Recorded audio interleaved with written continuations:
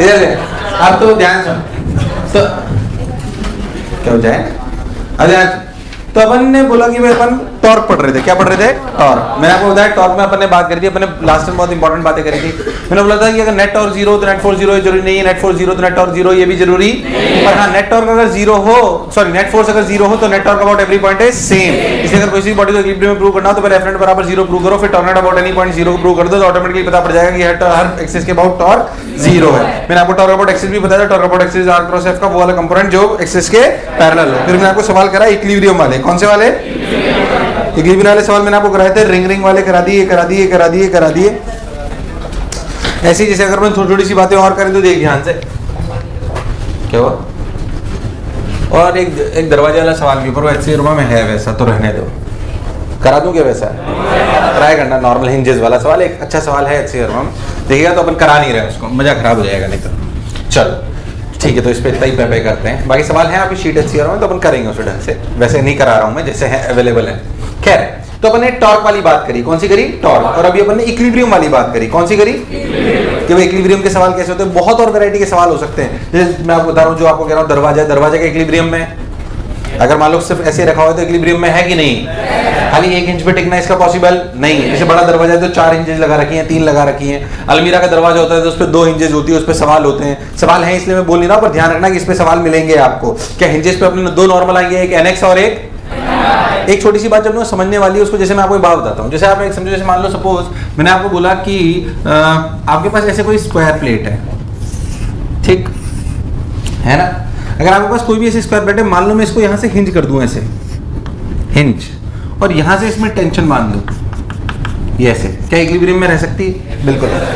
Actually tension और hinge में बस इतना अंतर है कि टेंशन में पता होता है कि टेंशन किधर लग रही है, हिंज फोर्स का पता, क्योंकि स्ट्रिंग में फिक्स्ड है कि भाई साहब along the string he force लग सकता है, और किधर लगना पॉसिबल। तो string is the easier version two apply force, why, because along the direction of length of the string हमें पता होता है कि उसकी टेंशन की डायरेक्शन उधर ही होगी। But in case of hinge, in case of आपको वास्तविकता में पता नहीं होता कि ये किधर होगी, इसलिए हमेशा जब भी हिंज हो तो उसके 2 कंपोनेंट मानने चाहिए, NX और, हालांकि ये सवाल तो बहुत आसान है, इसमें कोई खास बात नहीं है, बॉटम मोस्ट पॉइंट पे mg ले लो। अगर ध्यान से देखो ये इक्विलिब्रियम में है तो NX क्या हुआ, अरे भाई हाँ ना बोल, NX क्या हुआ, मुझे लगा नहीं तुम्हें आया। अगर इस सवाल में बात करें तो NX क्या हुआ, 0। अरे आजा भाई, गेट कहाँ लगाया, जोड़ लगा,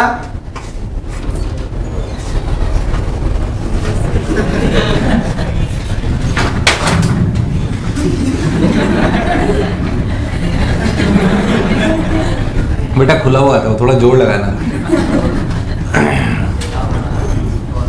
तो NX क्या है, NX क्या है, NX क्या है, थोड़ा पागल हो जाते हैं, मेरी पागलों की तरह पढ़ाने की इच्छा है। NX 0 है, NY क्या है, mg नहीं, NY plus T, NY plus T equals to, पहले तो जो बोला चमका। ये सवाल वही है जो आपने पहले करा है, कोई रॉकेट साइंस नहीं है। NX 0 हो गया भाई साहब, कोई फोर्स सही नहीं, अगर होता तो लगा देते, अगर होता तो, क्योंकि hinge has a capability to apply force in any of the direction, in any of the कीले हो तो भाई साहब लगा दी, अब जिधर भी फोर्स चाहिए होगा उधर लगा देगा, बोल यस और नो।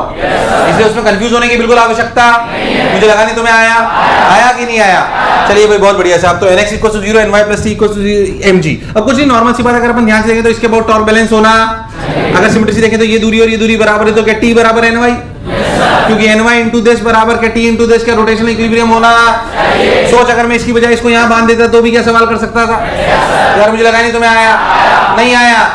तो कोई भी शेप हो सकती है, स्क्वायर ले सकते हो, ट्रायंगल ले सकते हो, रेक्टेंगल ले सकते हो, मुझे लगा नहीं तुम्हें आया। एक मैं अच्छा और करा दूंगा अभी आपको, पहले था जो मैं बोला क्या चमका, कोई बुराई वाली बात। मेरे को सिर्फ छोटे से सवाल से समझाना था कि जब भी हिंज आ जाए, क्या आ जाए, तो टेंशन में तो क्लैरिटी होती है कि किधर की तरफ फोर्स है, किधर की तरफ। हिंज अगर आ जाए तो उसके हमेशा 2 कंपोनेंट मानने, 2 परपेंडिकुलर टू ईच अदर। कभी आप अगर आसानी से देखो तो NX NY मान लोगे, कभी टेढ़ा मानोगे, बट 2 कंपोनेंट लेने चाहिए परपेंडिकुलर टू ईच अदर। बोल yes or no. If there is no direction defined to us, then we have to take 2 components perpendicular to each other, yes or no. ऐसा हम हमेशा करते हैं। तो छोटी सी बात को अपन ध्यान में रखेंगे। एक अच्छा सवाल अपन और आगे की तरफ करते हैं। आइए, मान लीजिए आपको बोला जाए रफ्तार तेज, थोड़ी सी पागल हो गया मास्टर आज, पहले से पागल तो मैं नहीं मानता हूं सर आप।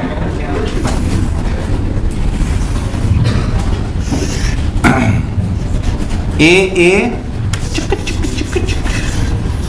चुप चुप बैठे हो जरूर कोई बात है, पहली मुक्कालात है ये पहली मुक्कालात है। T1 T2 बताओ, एक ट्राइंगल है, आइसोसेलेस, मास m, मैथ से अगेन।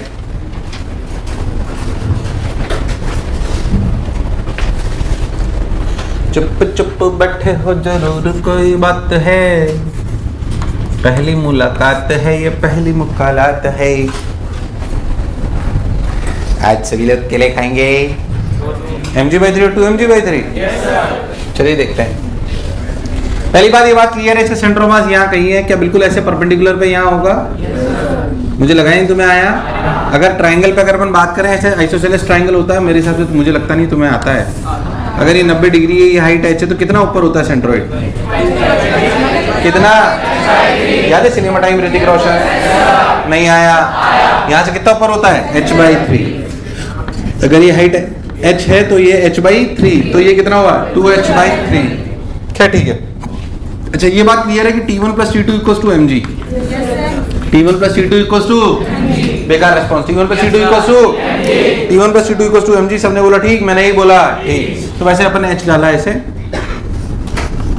अगर अपन बहुत ध्यान देंगे तो ये यहाँ पे mg लगा, बोलो क्लियर। अब तू अगर बहुत ध्यान से देख तो अगर ये तो ये 45 डिग्री, ये भी 45 डिग्री, ये a तो ये a/√2, बेकार रेस्पॉन्स। ये a तो ये a/√2 और ये a/√2 तो ये a/3√2। अरे नहीं आया। और बहुत ध्यान से देख तो ये दूरी 2a/3√2। बोल यस और नो। तो अगर बहुत ध्यान से देख तो मैं इसके अबाउट अगर टॉर्क बैलेंस करूं तो T1 का टॉर्क 0, बेकार रेस्पॉन्स। कितना? 0। बहुत बढ़िया साहब। mg का टॉर्क देख तो mg इंटू ये दूरी, अरे आर परपेंडिकुलर तो ये हुआ ना, बेकार रेस्पॉन्स। नहीं आया। थोड़ी सी कैलकुलेशन है तो mg इंटू ये दूरी, mg इंटू ये दूरी हुई दिस इंटू 45, मतलब 1/√2। अरे नहीं आया। आया कि नहीं आया? तो बेसिकली ये दूरी हुई 2a/3√2 इंटू 1/√2। √2 ने √2 को 2 को मार दिया, बचा a/3। कितना? तो mg का टॉर्क लगा mg into a/3, mg into a/3 अंदर, mg इंटू a/3। यार मुझे लगा नहीं तुम्हें आया। तो लिखा गया mg into a/3, mg into a/3 अंदर, और T2 का टॉर्क T2 इंटू a बाहर, T2 इंटू a, और T1 का तो 0 है ही। तो क्या T2 की वैल्यू आ गई mg/3? कितनी आ गई? Once you will get T2 equals to mg/3, क्या you will get T1 equals to 2mg/3? तुम्हें दूर दूर तक समझ आया? बेसिकली ये सवाल कराने का मेरा पर्पस ये था कि आपने पहले रॉड लटकाई, रॉड की जगह स्क्वायर प्लेट लटका लो, रेक्टेंगुलर प्लेट लटका लो, ट्राइंगल लटका लो, कुछ भी लटका लो, अपने को T1 T2 निकालना आना चाहिए। मुझे लगा ही नहीं तुम्हें आया। आया कि नहीं आया?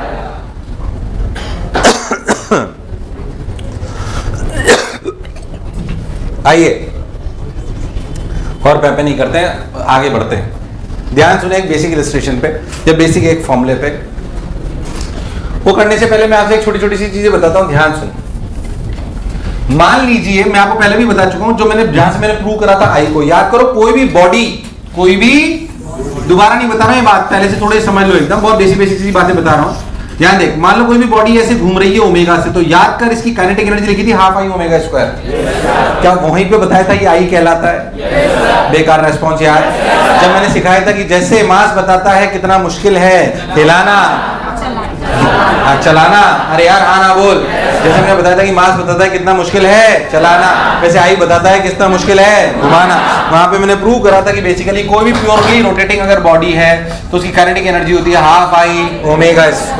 कितनी होती है? ½ I। I is the moment of inertia about that axis of rotation, about that axis of rotation. So before starting typical kind of questions, अपन पहले कुछ बेसिक बातों को समझें। सपोज में एक रॉड है, क्या है?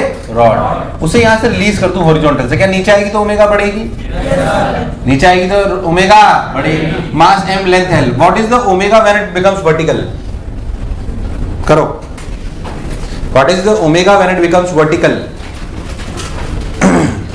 सिंपल एनर्जी कंजर्वेशन है।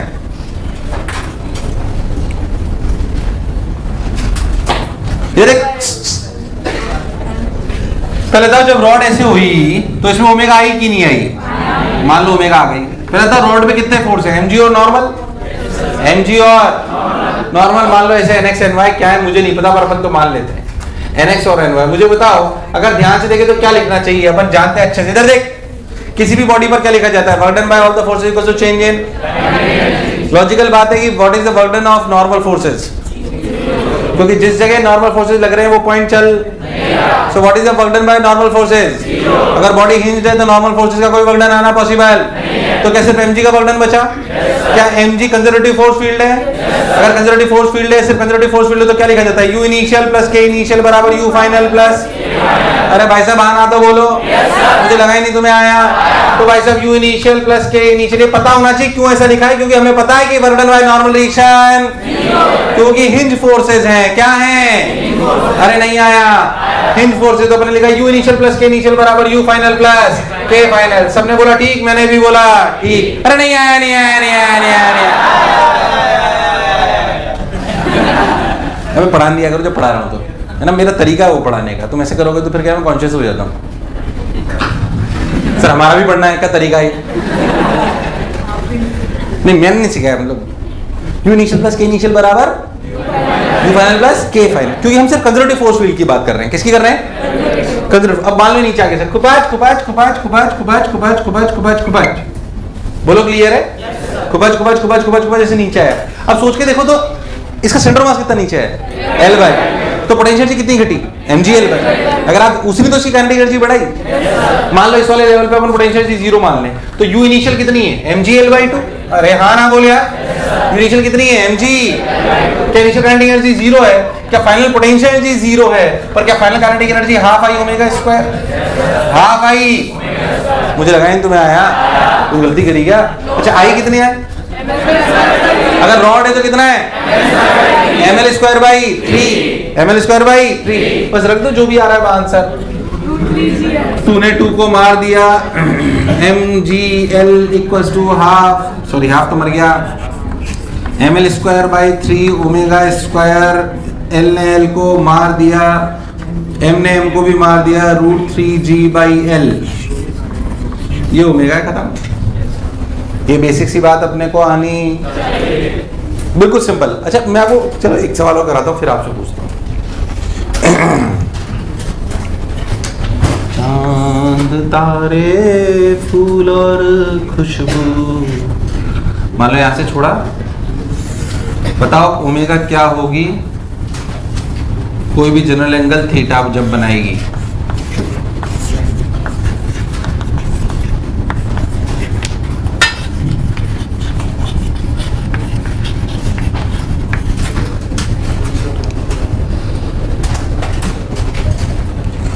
तरीकी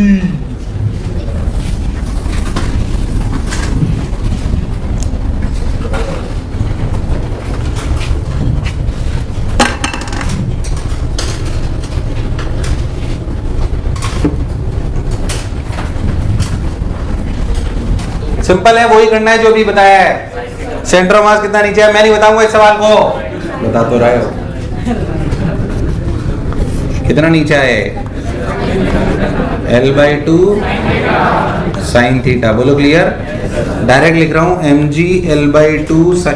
जो पोटेंशियल एनर्जी घटी क्या वही काइनेटिक एनर्जी में गई, half ml square by 3 half I omega square. तुम्हें दूर दूर तक समझ, तूने 2 को मार दिया, मैंने सब कुछ सही तो करा है, करा है कि नहीं करा, ओमेगा आ गया। तुमसे हुआ कि नहीं हुआ। अगर मैं ऐसा सवाल बोलता कि रॉड को 37 डिग्री से छोड़ा, बताओ ओमेगा क्या होगा 53 डिग्री पे, क्या तुम कर सकते हो। मैं तुमसे एक बात पूछ रहा हूँ, बस अब मन में जो भी सर अगर पूछते तो क्या हम कर सकते थे, अगर 37 से छोड़ूंगे 53 पे ओमेगा निकाल सकते हो, पक्की बात। अगर मैं रॉड को यहाँ से हिंज ना कर L/4 दूर से हिंज करके छोड़ता, क्या सवाल कर सकते हो? मुझे लगा नहीं तुम्हें आया, तो तब कर सकते हो कि नहीं कर सकते? और सेंटर मास कितना नीचे आएगा, क्या L/4 से पता पड़ेगा? क्या इसके बाद मोमेंट ऑफ इनर्शिया निकालना आता है? मैं कह रहा हूं इस वाले सवाल में एंगल से छोड़ के एंगल पे ओमेगा पूछ लो, क्या निकाल सकते हो? क्या सिंपल एनर्जी कंजर्वेशन के सवाल है? मैं तो कहता हूं सवाल थोड़ा और अच्छा नहीं आया, अपने मन से पूछो क्या कर सकते हैं? ये सवालों की कमी नहीं, मैं 5 सवाल और करा सकता हूं ऐसे, पर बात सिंपल है। अगर अपन ध्यान दें, मान लो मैं कह रहा हूं रॉड की जगह अपन स्क्वायर प्लेट को छोड़ दें यहां से, क्या वर्टिकल होके ओमेगा आ जाएगा? क्या आपको स्क्वायर प्लेट का इसके अबाउट आई पता है? बेसिकली इसके लिए आपको आई पता होना, एनर्जी कंजर्वेशन ढंग से लगाना आना, कुछ भी छोड़ यार। अपने डिस्क छोड़ दो, आधी डिस्क छोड़ दो, आधी डिस्क यहाँ पे छोड़ दोगे, ध्यान से देखो तो कैसे सेंटर मास 4r/3 पाई पे होता है, तो जब ये ऐसे होगा तो ऐसे लटक जाएगी जब सेंटर मास बिल्कुल वर्टिकल से क्रॉस करेगा। अरे यार नहीं आया, नहीं आया, नहीं आया, नहीं आया, नहीं आया, नहीं आया, नहीं आया, नहीं आया। हालांकि इतना टिपिकल आए कोई जरूरी, मुझे फील आनी चाहिए कि कोई भी चीज को मैं छोड़ू तो नीचे आने पर उसकी क्या ओमेगा होगी, वो एनर्जी कंजर्वेशन पे बेस्ड है, और मुझे आई का ज्ञान होना। I is what? Moment of inertia, moment of, मुझे लगा नहीं तुम्हें आया, आया नहीं आया। तो इस तरह के बहुत सारे सवाल करे जा सकते हैं, और इनका मेजर पार्ट जो रोल है वो आने वाली चीजों पे अभी लगेगा। पहले तो आप क्या इसमें कॉन्फिडेंस है? किस बात में कॉन्फिडेंस कि किसी भी चीज को अगर मैं हिंज करके छोड़ूं तो उसकी क्या ओमेगा होगी, किसी भी एंगल पे क्या मैं निकाल सकता हूं? एंगल से छोड़ूं तो दूसरे एंगल पे क्या ओमेगा होगी, क्या निकाल सकता हूं? It's a simple energy conservation question, yes or no? पक्की बात? Should I take more illustration or move ahead? Good, शाबाश। तो अपन कांसेप्ट समझ गए भाई क्या करना है, ठीक है? आइए भाई और आगे बढ़ते हैं। सिंपल सी बात, अगर अपन बात करें तो अपन एक फॉर्मूला जानते हैं, torque equals to I alpha. Torque equals to, ये वैसी बात है आप जानते होंगे सब लोग, फोर्स बराबर क्या होता है भाई साहब? dp/dt। न्यूटन सेकंड लॉ तो यही था, F बराबर फिर P इज व्हाट? मोमेंटम। फिर अपन ने लिखा था भाई साहब, इसको लिखा था mdm, बाहर आ गया था, अपन ने बोला था कि मास चेंज, बट वास्तविक हम लोग dp/dt, क्योंकि अगर मास चेंज होगा तो मास के वेरिएशन को भी कंसीडर करेंगे जो आप वेरिएबल मास में पढ़ते हो। vr dm/dt, vr अभी शायद पढ़ाया नहीं होगा है ना, पढ़ाया जाएगा, थोड़ा सा टेंशन मत लो। बेसिकली जब अगर सोचो देखो मास भी वेरी करता है, जैसे रॉकेट में होता है, इसमें होता है, तो फिर आपको पढ़ाया जाएगा vr dm/dt, where vr is the relative velocity of the mass which is attaching or detaching from the main mass। खैर वो अलग बात, तो अपन उसी पे बात अभी नहीं कर रहे, मैं तो फोर्स बराबर dp/dt की बात कर रहा हूँ। किसकी बात कर रहा हूँ? फोर्स बराबर dp। ऐसे टॉर्क में भी होता है, टॉर्क की p की जगह होता है l, l is angular momentum, l is उस एंगुलर मोमेंटम भी पढ़ाई नहीं, इसलिए उस पर भी चर्चा में कर नहीं रहा, पर अभी बस इतना सा लिख लेना कि टॉर्क इक्वल्स टू वास्तविकता में होता है dl वेक्टर बाय dt। क्या होता है? l is what? अभी मैं इसमें चर्चा नहीं कर रहा हूं क्योंकि मैंने इसमें कोई भी बात बोली, कुछ नहीं बोल रहा अभी इसमें, बिल्कुल कुछ नहीं बोल रहा, बस अभी इतना लिख लेना कि टॉर्क बराबर dl vector by dt, where l is the angular momentum. ना इसमें भी कोई पेपर कोई सवाल पूछेगा, अभी क्योंकि पढ़ाया नहीं है, पढ़ाऊंगा तो बहुत फील आ जाएगी, तो मैं टेंशन मत लो एकदम, है ना? अभी बस इतना लिख लो कि जैसे rate of change of momentum is force, ऐसे rate of change of angular momentum is torque, is torque. बोलो क्लियर है? अभी इतना लिखो।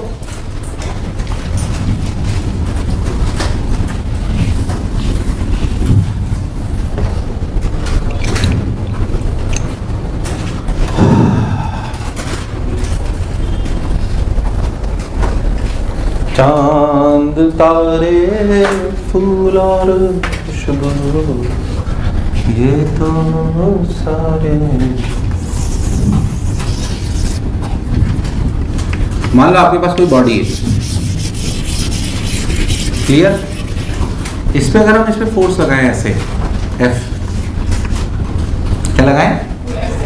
F, तो घूमेगी कि नहीं घूमेगी? अपन ने ऐसे लगाया, मान लो फोर्स की, अपन इसे घुमा देते, टॉर्क कितना हुआ? अगर आप बहुत ध्यान दें तो आपने टॉर्क कितना लिखा? इसे F बराबर ma लिखते हो, F बराबर क्या लिखते हो? तुम सिंपल से समझो, F बराबर क्या लिखते हो? ma। F की जगह अगर टॉर्क लिखूंगा तो m की जगह और a की जगह, उसका प्रूफ बोले वहां से लाऊंगा पूरा dl वेक्टर बाय dt से, mr क्रॉस v, क्या चीज? पूरा बताऊंगा, टेंशन मत लो, एकदम पूरा प्रूव करके बताऊंगा dl वेक्टर बाय dt से टॉर्क कैसे आ रहा है, टेंशन मत लो। अभी सिर्फ इतना समझो कि अगर आप फोर्स की जगह, या आप बिल्कुल बिल्कुल बिल्कुल आपको सिंपली समझना है ना, तो आप ऐसे समझो फोर्स इनटू l करो तो क्या आएगा? टॉर्क। क्या आएगा? टॉर्क। और यहाँ पे a क्या है? क्या है? एक्सेलरेशन। कौन सा एक्सेलरेशन है? पार्टिकल का। किसका? पार्टिकल। तो ए टेंजेंशियल से रिलेटेड है। किससे रिलेटेड है? ए टेंजेंशियल से। तो ए टेंजेंशियल एक्सेलरेशन से मान लो, ए टेंजेंशियल अल्फा से क्या लिखते हैं? क्या लिखते हैं? बेसिकली अगर अपन बात करें तो अल्फा बराबर क्या था? AT by R. AT by, तो AT क्या आया? Alpha R. क्या आया? या अल्फा एल, जो भी आप मान रहे हो। और इधर आप एल से मल्टीप्लाई अगर कर रहे हो तो देखो एफ इंटू एल, यहाँ पे समझो एफ इंटू, जैसे अगर आप ऐसे समझो, आपको अगर और बहुत क्लैरिटी चाहिए, मान लो इस बॉडी के अबाउट में इसको घुमाना चाहता हूँ कि अपना मास m है, मैंने इसको f से ऐसे फोर्स लगाया, मान लो इसमें फोर्स की वजह से एक्सेलरेशन a आया, तो मैंने बोला फोर्स बराबर m है, फोर्स बराबर, तो मैंने इसको अगर f को l से मल्टीप्लाई कर दिया, मान लीजिए ये वाली दूरी पर, तो मैंने लिखा f इंटू एल। क्या f into L is torque about this axis? Torque about, अभी सिंपल तरीके से समझाने की कोशिश कर रहा हूँ आपको, f into L, f into, यार आवाज ये f into L, f into L. तो मास की जगह अपन ने m लिख लिया। ध्यान से देखो, इसके रेस्पेक्ट में अगर अपन देखें तो इस पे टेंजेंशियल एक्सेलरेशन आएगा जो a के बराबर है, जिसे लिखेंगे अल्फा एल। क्या लिखेंगे? तो f into L into m into L, और a की जगह लिखा जाएगा एल, अल्फा एल। तो मुझे समझ नहीं आया मैंने क्या कराया? अरे आया कि नहीं आया? अच्छा, व्हाट इज ml स्क्वायर? क्या इसके अबाउट मोमेंट ऑफ इनर्शिया? इसके अबाउट मोमेंट ऑफ इनर्शिया। तो f इंटू एल हो गया टॉर्क, और टॉर्क बराबर लिखा गया आई एल। भले मैंने पॉइंट मास के लिए प्रूव करा, but it is valid for all type of bodies, it is valid for, तो टॉर्क बराबर आई अल्फा, टॉर्क बराबर, इसका रियल प्रूफ यहां से आएगा, टॉर्क बराबर DL vector by dt, rate of change of angular moment. अभी सिंपल इतना समझो, अभी इतना ही काम का है। टॉर्क बराबर आई अल्फा, टॉर्क बराबर ए की बात काम की, पहले समझ अच्छे से। क्या तुझे टॉर्क निकालना आता है? इतनी देर से वही सीख रहे थे क्या? एक डेढ़ लेक्चर से टॉर्क निकालना ही सीख रहे थे क्या? अल्फा अपन ने सर्कुलर में सीख लिया था, और क्या आई अपन ने चैप्टर की शुरुआत में सीखा था? ये तीनों चीज सीख जाते हैं तभी इसको अप्लाई करना सीख सकते हैं, वरना सीखना पॉसिबल। तो फॉर्मूला है टॉर्क बराबर आई अल्फा। इसकी एक सिंपल सी बात जो याद रखना कि टॉर्क और I should be from the same axis. ऐसा नहीं टॉर्क लिखे उस एक्सिस के अबाउट, आई ले उस एक्सिस के अबाउट, और अल्फा पता नहीं किसके अबाउट निकला। इस फॉर्मूले की जो खास बात है, पहली बात, ये फॉर्मूला छोटा सा फॉर्मूला टॉर्क बराबर आई अल्फा, पर तब आ सकता है जब आपको अल्फा आता हो, आई आता हो और टॉर्क आता हो, वरना ये लगाना पॉसिबल। पहली बात। दूसरी बात जिसमें इंपॉर्टेंट बात है वो ये कि आपको पता होना चाहिए torque and I should be from the, अगर इसके अबाउट टॉर्क ये है तो इसके अबाउट आई भी लोगे। ऐसे नहीं इसके अबाउट टॉर्क लो और आई लिख दिया सेंटर मास के अबाउट, ये आईसीएम नहीं है। क्या मैंने टॉर्क बराबर आईसीएम लिखा गया? टॉर्क बराबर जिस एक्सिस के अबाउट टॉर्क लोगे उसी एक्सिस के अबाउट। मुझे लगा नहीं तुम्हें आया, आया कि नहीं आया? बोलो क्लियर है? तो टॉर्क बराबर आई अल्फा, टॉर्क बराबर, कोई बुराई वाली बात? सोच लो, उतार लो अभी तो इतना ही। फिर इसके बेसिक एप्लीकेशन पे अपन चालू होते हैं टॉर्क बराबर आई अल्फा के, तो अपने धीरे धीरे फीलिंग आना चालू हो जाएगी। आइए, चांद तारे फूल और खुशबू, अरे भूल गया मैं गाना। तो टॉर्क बराबर आई अल्फा, कोई बुराई? इसको अप्लाई करना सीखते हैं, इसको अप्लाई करना। मान लीजिए एक सिंपल सा अपन लॉजिकली सोचो, मान लो एक हॉरिजॉन्टल प्लेन में एक रॉड रखी हुई है, हॉरिजॉन्टल प्लेन में एक रॉड रखी हुई है, हॉरिजॉन्टल प्लेन है फ्रिक्शनलेस। लॉजिकली सोचो कि अगर एक हॉरिजॉन्टल प्लेन में एक फ्रिक्शनलेस रॉड रखी हुई है ना, फ्रिक्शनलेस, मास m, लेंथ l। सोच के देखो अगर इस पे ऐसे F फोर्स लगाया जाए, इस पे ऐसे घूमेगी कि नहीं घूमेगी? क्या एंगुलर एक्सेलरेशन होगा?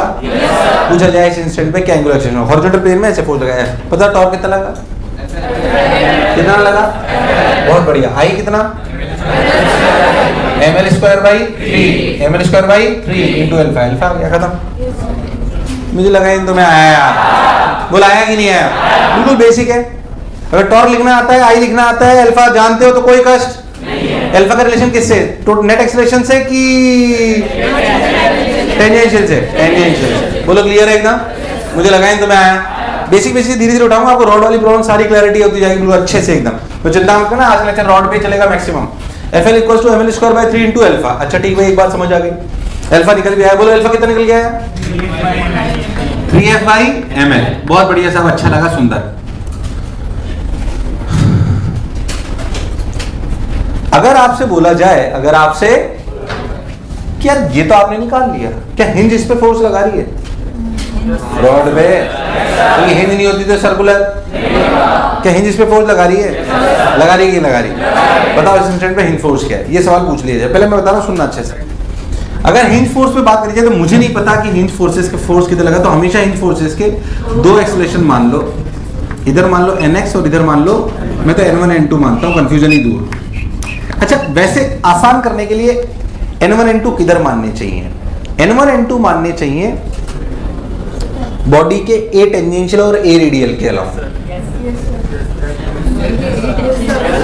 क्योंकि बॉडी सर्कुलर करेगी प्योर रोटेशन में। बॉडी क्या करेगी?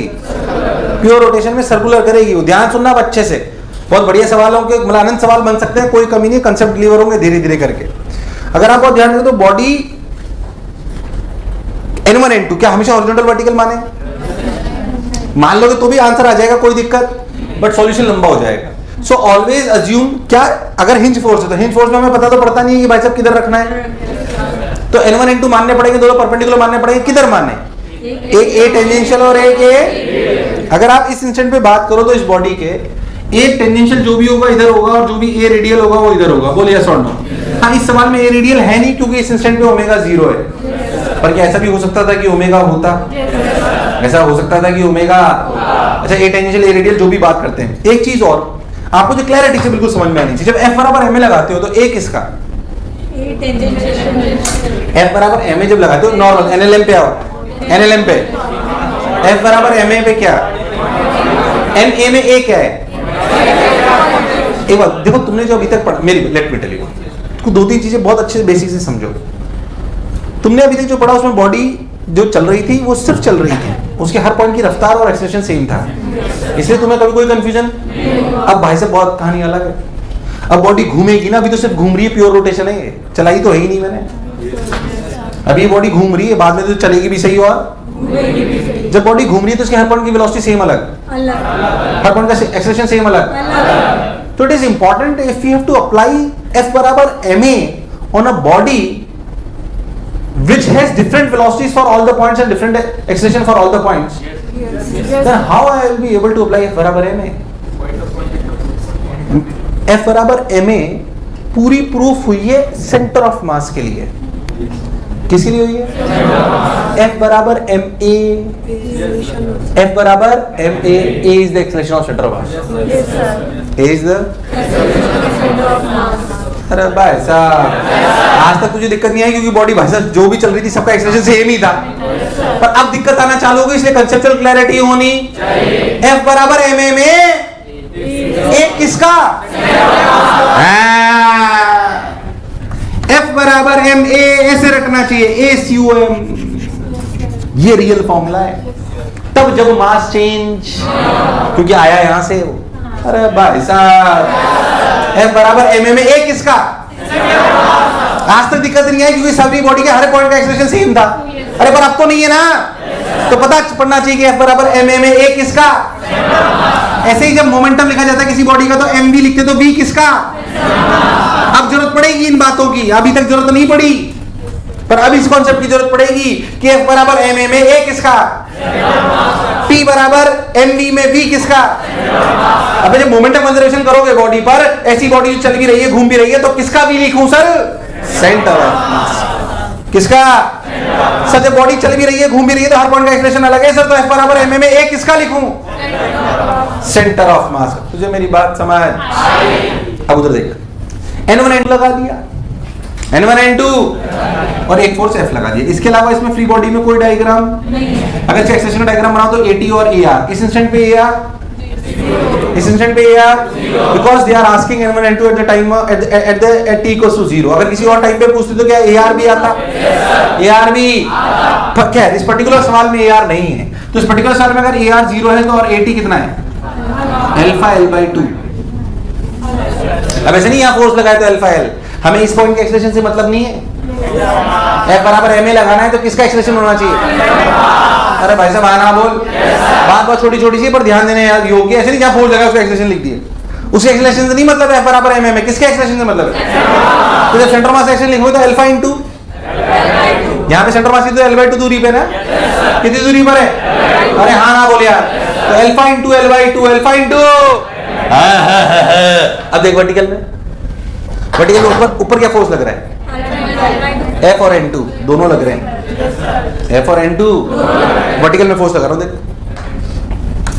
F प्लस N2, अरे भाई हाँ ना बोल, F plus N2 equals to mass into acceleration. अरे वर्टिकल में फोर्स कितना है? F plus N2। क्या और क्या वर्टिकल में एक्सेलरेशन, जो वर्टिकल मतलब ऊपर की तरफ एक्सेलरेशन, क्या alpha into L by two? Centre mass का इसके अलावा कोई एक्सेलरेशन नहीं है, तो मास into acceleration, simple, mass into alpha L by two. तो F प्लस N2, अल्फा की वैल्यू कितनी है?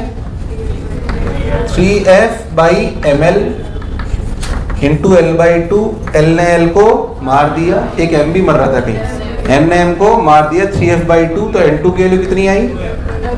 F minus 3F by two, मतलब F by two minus, minus का क्या मतलब? N2 कहाँ लग रहा है? नीचे। N2 कहाँ लग रहा है? N2 नीचे लग रहा है, F बाई टू। कुछ गलत करा क्या? F बाई टू ही आया, प्लस, प्लस का मतलब किधर लग रहा है? ऊपर, जो भी आया। अगर माइनस आता तो क्या उल्टा मान लेते? तो N2 की value I F by two, कितनी आई? और N1 की? N1 की 0 इसलिए क्योंकि हॉरिजॉन्टल में और कोई फोर्स और हॉरिजॉन्टल में कोई एक्सेलरेशन भी। सोच N1 की वैल्यू आती अगर AR 0 नहीं होता। मैं बोलता कि बताओ क्या नॉर्मल रिएक्शन होगी, ये फोर्स तो समझ में आ गया, अल्फा भी समझ में आ गया, पर अगर इस इंस्टेंट पे इसकी ओमेगा भी होती तो क्या AR में omega square L by two आता? तो क्या N1 बराबर M omega square L by two आता? मुझे लगा नहीं तुम्हें आया। सवाल छोटा सा पर कंसेप्ट बहुत बढ़िया बढ़िया है कि कब आई किसके अबाउट लिखते हैं, F बराबर M में A किसके अबाउट लिखते हैं, A में क्या क्या हो सकता है। अरे भाई हाँ ना तो बोल, मुझे लगा ही नहीं तुम्हें आया। आया कि नहीं आया? उतार, कुछ समझ नहीं आया, भेजक कुछ, क्योंकि सवाल नहीं है सर, ये कॉन्सेप्ट है। ये सब लिखे ना अपनी भाषा में। मैंने हॉरिजॉन्टल प्लेन में बोला बेटा, अभी लूंगा एमजी वाली सवाल कराने, मेनली हॉरिजॉन्टल प्लेन में घुमा रहे हैं अभी, फ्रिक्शन लेस है ना। चांद तारे फूल और खुशबू ये तो सारे। एक प्लीज ध्यान से सोचो, कुछ बात समझ नहीं आई, क्योंकि इसमें फील आना इंपॉर्टेंट है। सवाल करेंगे अपन बहुत सारे, ऐसा नहीं है, बट सवाल कुछ भी बन सकते हैं, कुछ भी। कंसेप्चुअल क्लैरिटी होनी चाहिए, वरना सवाल आसान नहीं है, क्योंकि इसमें टॉर्क बराबर आई अल्फा, एफ बराबर एम है, धीरे धीरे सब आने लगे, एनर्जी कंजर्वेशन भी आ जाएगी, A R, A alpha, A T सब आएगा। तो सब आना चाहिए आपको, एनर्जी कंजर्वेशन, वर्क एनर्जी आनी चाहिए, मोमेंटम कंजर्वेशन आना चाहिए, बाद में एंगुलर मोमेंटम कंजर्वेशन भी। जब हम कंबाइंड ट्रांसलेशनल प्लस रोटेशन पढ़ेंगे तो आपको तभी आ सकता है जब पीछे का सब आता हो, मोमेंटम कंजर्वेशन आता हो, एंगुलर मोमेंटम कंजर्वेशन आता हो, टॉर्क बराबर ए अल्फा आता हो, A R, A T, F बराबर एम ए, पी बराबर एम बी, सब तब कर पाओगे उसे, वरना नहीं कर पाओगे। खैर, कई लोग कह रहे हैं हम 2-4 क्लास छुट्टी ले लेते हैं। आइए,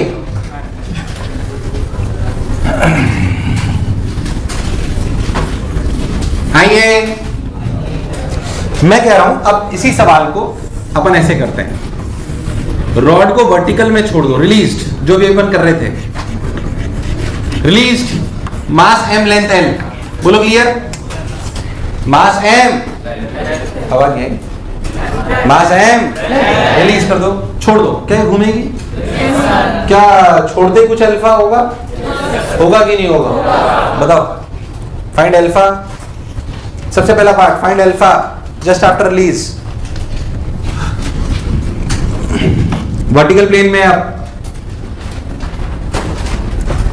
find alpha just after release. One line answer है इसका, वन लाइन सॉल्यूशन है, ढंग से करो तो।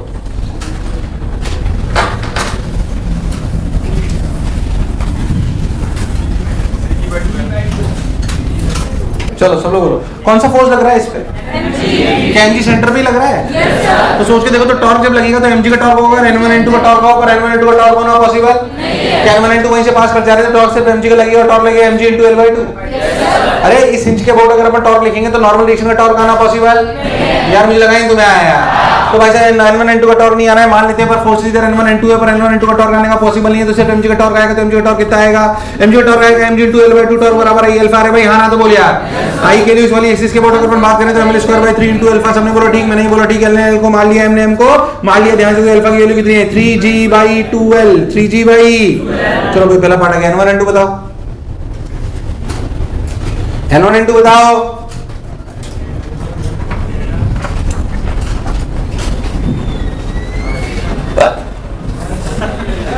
कोई बंदरों की तरह झपटेगा नहीं, सबको केला मिलेगा। चलो सिंपल ही देखें, क्या इसमें फोर्सेस का डायग्राम यही है? अगर अपन एक्सेलरेशन का डायग्राम की बात करें तो एक्सेलरेशन का डायग्राम दो ही होते हैं, AR और AT। इसमें AT और AR की वैल्यू कितनी है? 0, क्योंकि इनिशियली कोई ओमेगा। AT की वैल्यू होगी alpha into L by 2। Alpha की वैल्यू कितनी है? अल्फा की वैल्यू है भाई साहब 3G/2L। तो अपन ने 3G/2L जब रखा तो 3G/2L इंटू L/2, L ने L को मान लिया। 3G/4 is the tangential acceleration. मुझे लगा ही नहीं तुम्हें आया। तो रॉड के सेंटर मास का सिर्फ एक एक्सेलरेशन है जो है टेंजेंशियल है, ये रेडियल कोई भी एक्सेलरेशन नहीं है। तो अगर इधर की तरफ फोर्स है, डायग्राम को देखो तो इधर की तरफ फोर्स लग रहा है N1 माइनस mg। क्या लग रहा है?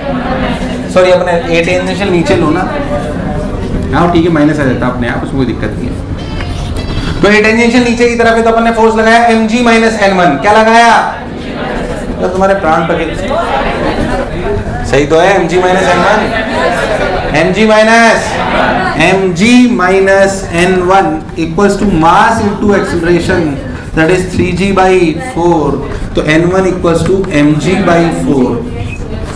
mg/4 आया ना? n1 कितना आया? n2 क्यों नहीं है? पहले तो जो बोला मास m लेंथ L 37 डिग्री से करते हैं। तो बताओ अल्फा और n1 n2, alpha and normal reaction बिल्कुल वैसे ही सवाल है। पहले तो एक मिनट, वो सबको समझ आया?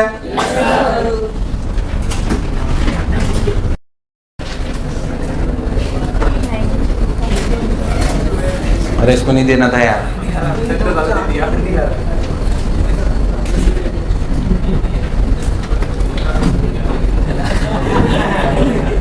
सवाल सबसे पहले अल्फा बताओ सब लोग। अल्फा बताओ क्या mg नीचे लगा। टॉर्क की बात करें तो mg के दो कंपोनेंट, ये 37,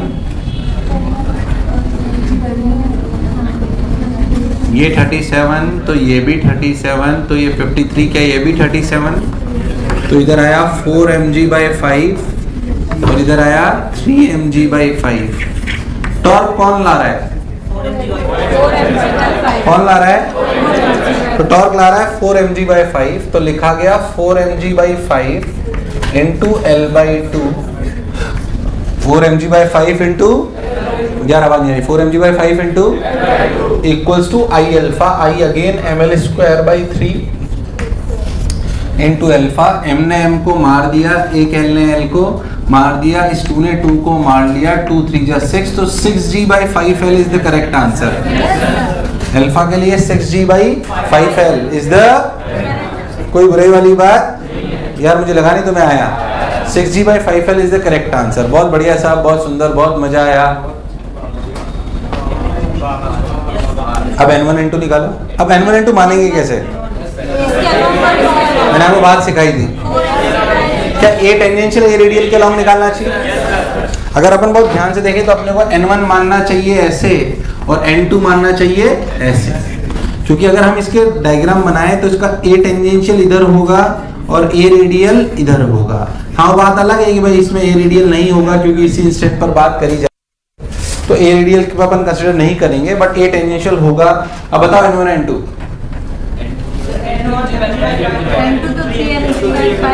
सब लोग बताएंगे।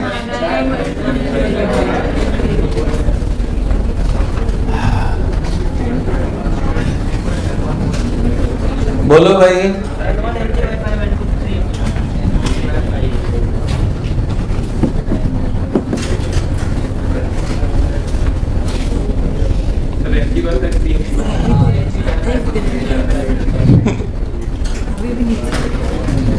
हाँ बोलो, सब लोग बोलो यार, तुमसे नहीं हुआ है आ रही है। फिर तो अल्फा सबका आया कि नहीं आया? अल्फा आया कि नहीं आया?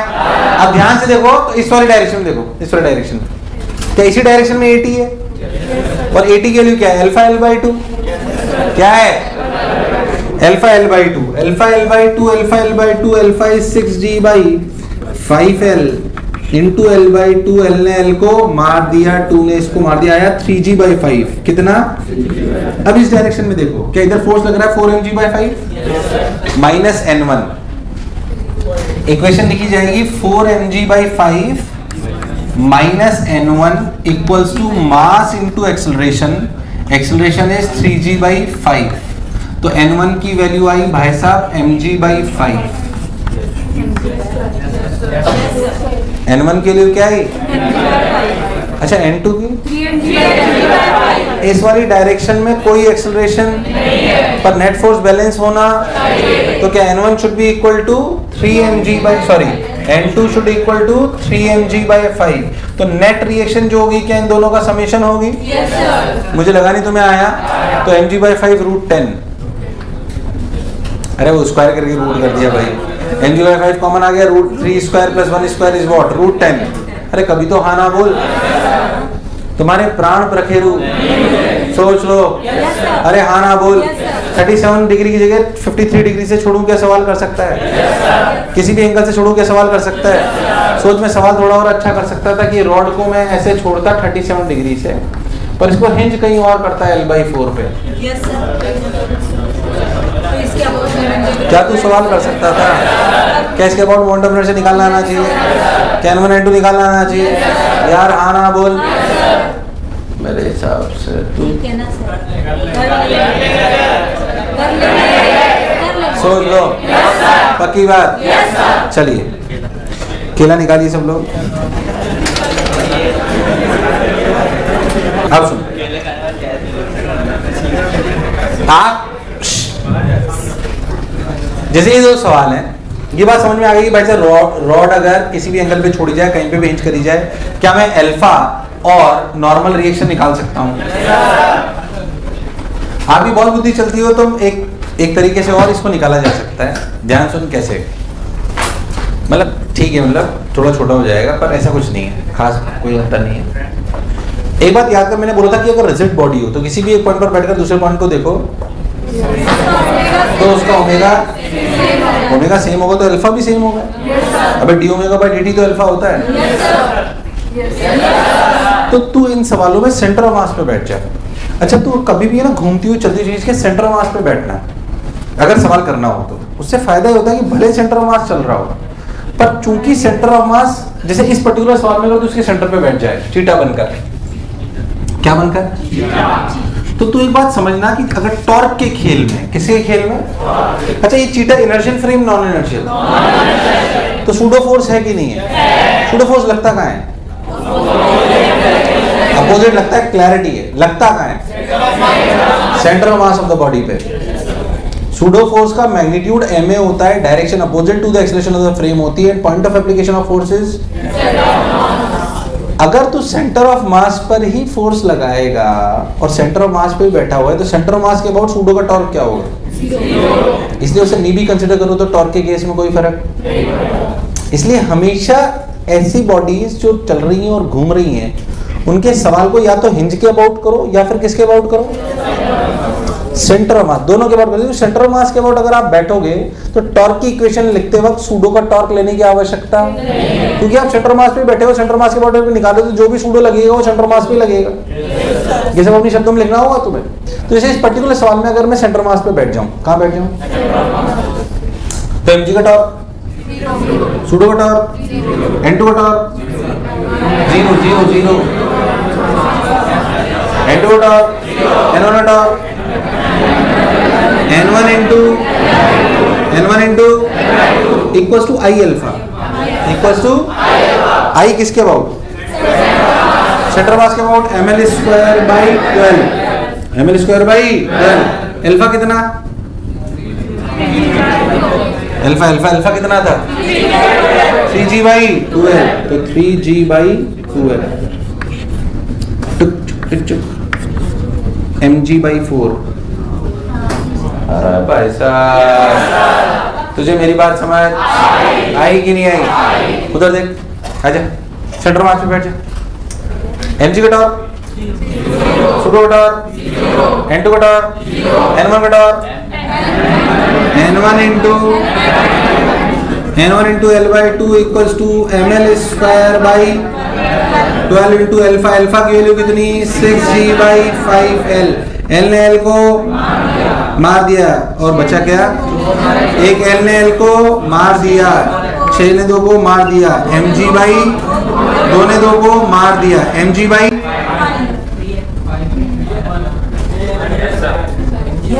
अरे यार मुझे लगा ही नहीं तुम्हें आया, मुझे शॉर्ट ट्रिक इट्स बट ये तभी समझ आती है जब बहुत कंसेप्चुअल क्लैरिटी हो, ये तभी समझ आती है जब बहुत, आपको नहीं समझ आया मत करो ऐसे, कोई दिक्कत नहीं है, बट अगर करोगे या मतलब वेरिफिकेशन के लिए रख लो जैसा तुम्हें अच्छा लगे।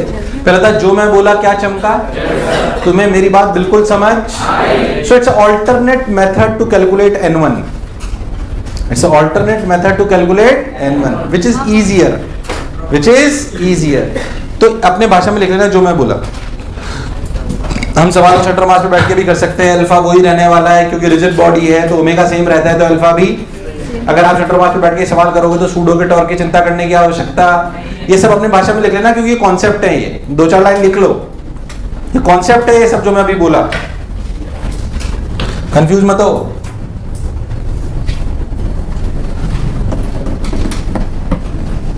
चांद तारे फूल और खुशबू, एक चलता क्या जो बोला चमका, कोई बुराई, रॉड की बात क्या यहाँ तक समझ आई? इसकी अगली स्टेप सोच के देखो, तो जैसे मान लो ये वाला सवाल आपने करा, इस वाले सवाल में अगर मैं रॉड को छोड़ दूं, अगर मैं रॉड को छोड़ दूं तो समझना अच्छे से, छोड़ू तो मान लो मैं आपसे पूछूं व्हाट इज द, यहाँ से छोड़े मैं पूछूं what is the alpha at 37 degree, मेरे it makes an angle of 37 degree, पर जब 37 डिग्री पे आ जाएगा तो क्या इसकी ओमेगा भी आ जाएगी? क्या जाएगी? बोलो आएगी कि नहीं आएगी? मान लो जैसे अपन ये इसी सवाल को यहाँ मैच कराते, सुनना अच्छे से, मैं जब इसको यहाँ से यहाँ छोड़ूंगा तो सिचुएशन आएगी नहीं आएगी? तो अल्फा यही होगा अलग, अल्फा यही होगा अलग, ऐसे कराने की कोशिश करूंगा, ध्यान सुनना अच्छे समझना जो मैं कह रहा हूँ, पहले अल्फा यही होगा अलग, तो क्या अलग होगा? क्या इसमें AR भी होगा? क्या होगा? AR होगा ओमेगा स्क्वायर R, ओमेगा कहां से लाएंगे? एनर्जी कंजर्वेशन से, कहां से लाएंगे? तो सबसे टिपिकल सवाल हो गया इसमें, AR भी आ गया, AT भी आ गया, नॉर्मल भी आ गया, एनर्जी नहीं आया, आया कि नहीं आया? तो अब सवाल लिख और तू खुद ट्राई कर सकता है, हालांकि सवाल अच्छा है, मैं पूरा बताऊंगा, डोंट वरी। ये डायग्राम बनाओ और लिखो, find out alpha and normal reaction when rod makes an angle of 37 degree with the horizontal. Find alpha and normal reaction या hinge force. Find alpha and hinge force when rod makes an angle of 37 degree with the horizontal.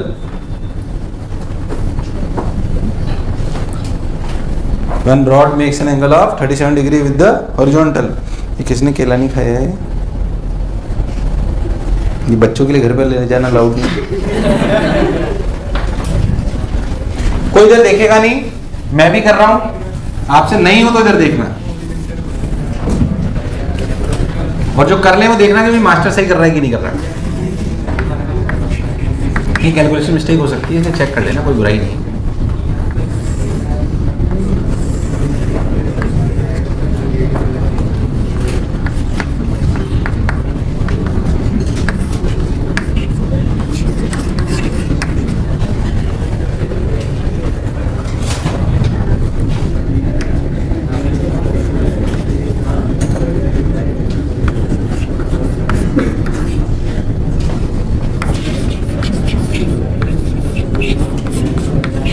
यार बातें नहीं, please खुद करो, बातें नहीं बिल्कुल।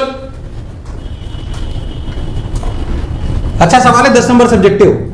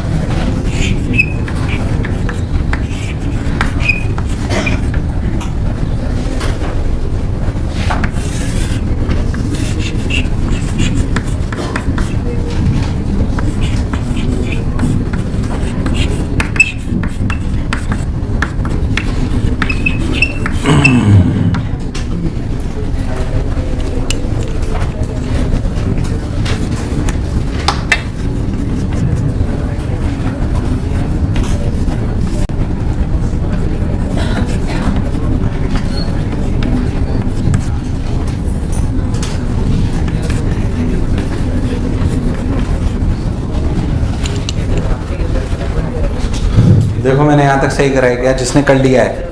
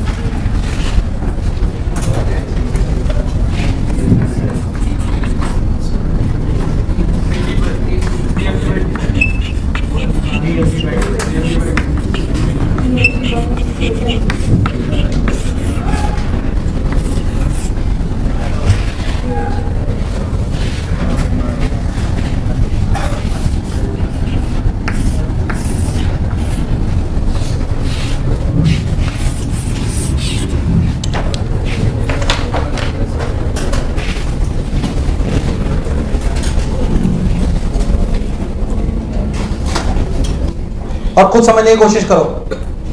ये 10 नंबर सब्जेक्टिव से कम का सवाल नहीं है ये, पर अगर समझ में आ रहा हो तो सारे कॉन्सेप्ट लग रहे हैं उसमें। ATER, एनर्जी कंजर्वेशन, टॉर्क बराबर है अल्फा, आई के बारे में, F बराबर है में। ध्यान से देखो सब लोग,